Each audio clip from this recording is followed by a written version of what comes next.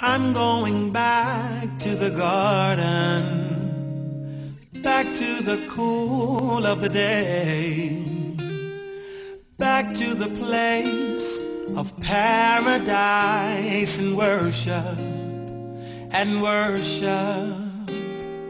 I'm going back to the garden, back to the cool of the day, back to the place of paradise and worship. What's going on in the garden? What is this garden God made in Eden, and why did God make the garden? What was it for? It was a natural reflection of a spiritual reality. What was God trying to show us? God never does anything incidentally or accidentally. Everything is done purposely. And so the question is, God, what were you trying to show us? What is it about this garden? And the thing you will understand is that God built the garden without man's permission. Not only did he build the garden without man's permission, he built the garden without man's input. Man didn't get the opportunity to tell God what to put in the garden. God knew exactly what he wanted in the garden. He made it all simple. Tell your neighbor, say, keep it simple. There is a phrase that we try to use. It's called KISS. And KISS stands for keep it simple, stupid. Because what ends up happening is we make things so complex. Complexity of life is the absence of the simplicity of the garden. The reason why life becomes so complex is because we get away from the simplicity of the garden. God made it all simple. Wake up in the morning, worship me. Wake up in the morning, all your needs shall be provided for you. Wake up in the morning and don't worry. Wake up in the morning and know that I'm there. Wake up in the morning and know that I'm still God and I'm your God and it's just me and you. Remember, Eve wasn't there at first. Complexity, no. Eve wasn't there. Eve wasn't there in the beginning. In the beginning, it was just Adam. There was nothing. It was just him and God.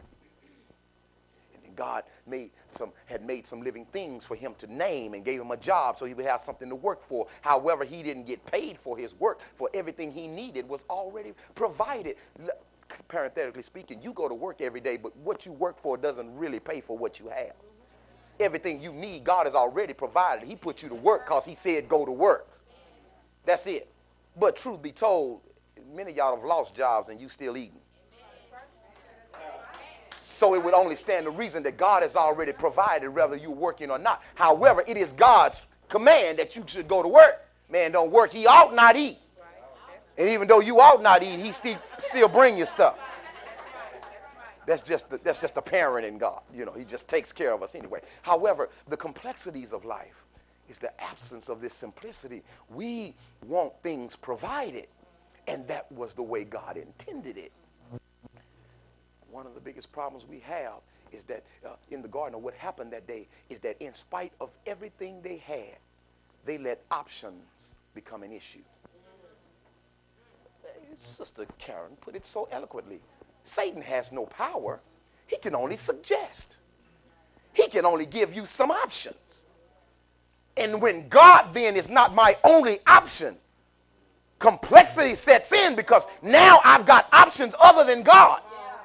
Now all of a sudden when my whole desire was to hear from him, now I need to hear from him and her.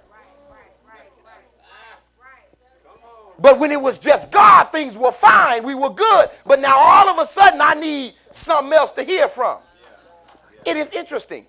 Did not God say that if thou should eat the knowledge of children, that thou should die? He didn't really say that.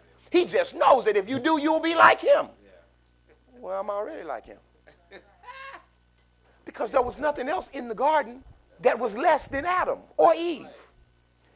And anything they wanted to know, all they had to do was ask God. So they had access to everything. So he lied to them about something they already had. Come on, Pastor. Teach it now. And it becomes complex. Because some of us are being deceived to have things we already have. Come on now. God, I need a man. Well, I gave you Christ. Come on now. Say that. You better say that. God, I need somebody to touch me. Well, look next to you. Look next to you. Somebody reach over and touch you. Well, bless the Lord. Well, God, that's not the touch I need. Well, what touch do you need if your desire is toward me? And if the hands that just touched you are the hands I created, and those are my hands touching you, what other kind of touch you want? Well, I want the touch on the television. That's an option you're choosing. Teach it now. There were some things in this garden that ought to help us to understand how we're supposed to walk through life with a consistent garden experience. All right. I'm going to share this one last thing with you. We're going to go through these things. We're going to be done. I got till 12:35. Anybody ever been to Six Flags? If you have, don't raise your hand. I don't care. If you've ever been to Six Flags, the one thing about Six Flags is as much fun as it is as complex as anything else you could do in life. Come on.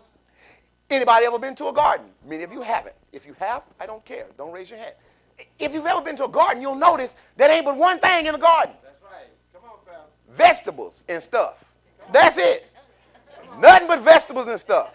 That's the only thing in a garden. But when you go to Six Flags, Come on now. bunch of people, bunch of lights, bunch of rides, bunch of stuff, options. You walk around like this, you get tired just looking at the stuff. Yeah, that's right. In a garden, you typically don't get tired just looking at the stuff. Why? Because the stuff going to be there. So you can walk through the garden, it's going to be there. You can turn around in the garden, it's going to be there. You ain't going to bump into nothing. It's simple. But then when you're given a plethora of things to consider, Sister King, things that don't necessarily lead to things you'll understand, because the one thing I don't really understand is the fun in being scared. All right. Come on. And yet, many of the rides at a roller coaster or at a Six Flags is designed to scare me somehow. That's right. Drop me down, turn me around, take me back. Yeah. It's designed to scare me. And it is the complexity of the possibility that I might get scared that's supposed to make me have fun that causes Six Flags to be more complex than simple. Teach it now. Teach. And so now I've got to try to find a ride that is as fun as it is scary. And some of you said the scarier the better. Now you got to find something that's so scary that you having fun. Come on now. See how complex that is? Where I can just go to the garden and everything I pick I can eat. Yeah. And so the garden was not made to be complex. The garden was made to be simple.